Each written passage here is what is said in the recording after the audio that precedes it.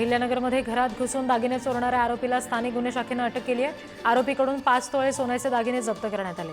आरोपी महिलांना एकटं बघून गळ्यातील सोन्याचे दागिने लंपास करायचा। सांगलीच्या मिरजमध्ये कोयता गँगने पुन्हा धुमाकूळ घातला। गँगवॉरमध्ये कोयत्याने वार करून सराईत गुन्हेगाराचा खून झाला आणि त्याच्याच भावावर सुद्धा कोयत्याने हल्ला झाला।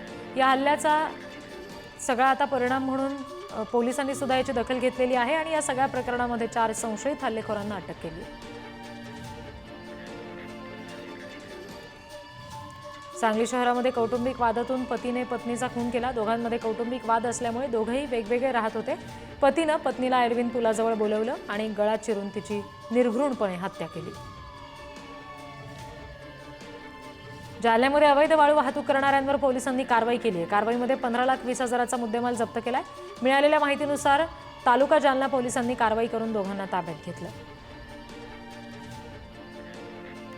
जालन्यातील पूर्णा नदीतून वाळू तस्करी करणाऱ्यांनी अवैध वाळू वाहतुकीचे रील्स बनवलेत। एकामागोमाग एक 5 पेक्षा अधिक वाळूचे टिप्पर धावताना या रीलमध्ये दिसतायत आणि त्यामुळे पोलिसांचा धाक उरला नाहीये का असा सवाल उपस्थित होतोय।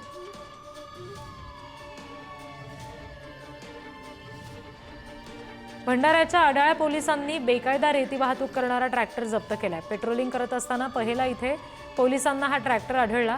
चालकाकडे याविषयी विचारणा केली असता त्याच्याकडे वाळू वाहतुकीचा परवाना नसल्याचं उघड झालं।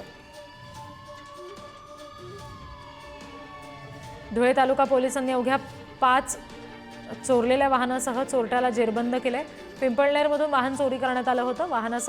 वाहनातील 2 लाखापेक्षा अधिक किमतीचं खाद्यतेल असा जवळपास 7 लाखांचा मुद्देमाल पोलिसांनी जप्त केलाय।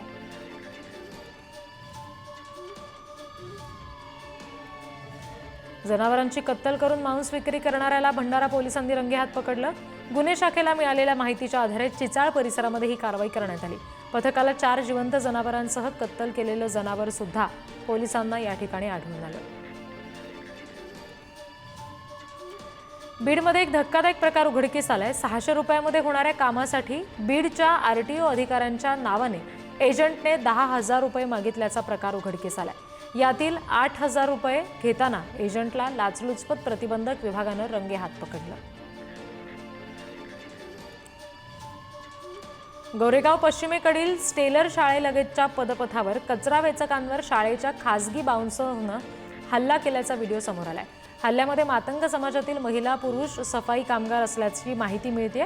या प्रकरणामध्ये बाउन्सर आणि शाळेतील ट्रस्टींसह इतरांवर अॅट्रॉसिटीनुसार गुन्हा दाखल करण्याची मागणी केली जाते।